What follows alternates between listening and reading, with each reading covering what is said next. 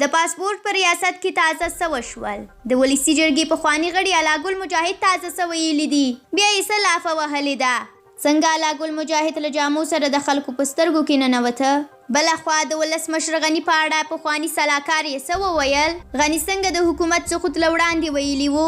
دا درې ډېر مهم خبرونه په همدې ویډیو کې در سره شریکوم. نو ضرور یوټیوب چینل مو د راتلونکو ویډیوګانو لپاره در سره سبسکرایب کړئ.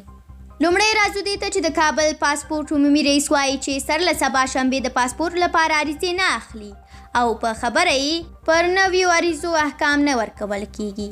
علم ګل حقانی په یو ویډیویي پیغام کې ویلي دي چې خلک باید په آنلاین ډول باندې د پاسپورت غوښتنې فورمې ډکې کړي. ښاغلي حقانی همدارنګه له مراجعینو څخه غوښتي دي چې د پاسپورت اخیستلو لپاره باید دوی ته سپارش لیکونه وړاندې نه کړي.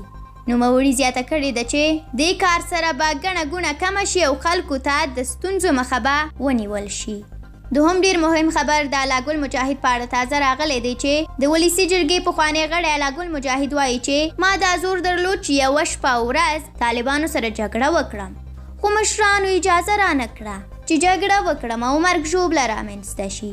نوموړي BBC سره په مرکې کې ویلي دي چې زور او ملاتړ یې درلود. د امریکا او ناټو ټانګونه یې سوځولي وو، خو نه یې غوښتل چې جګړه وشي او هیواد یې پرېښوده او ترکیې ته لاړه. نوموړي د ځان په اړه د ځمکو، غصب او نورو غیر قانوني چارو خبرې رد کړي دي او ویلي دي چې هیڅ داسې کار یې نه دی کړی چې قانون سره خلاف وي. بلخوا د مخکینی ولسمشر محمد اشرف غني سلاکار عمر داودزی وایي چې ولسمشر غني د تیر کال په ډسمبر کې د حکومت د سقوط او له اقتصادي تنګڅۍ سره د طالبانو مخامخ کېدو یادونه کړې وه.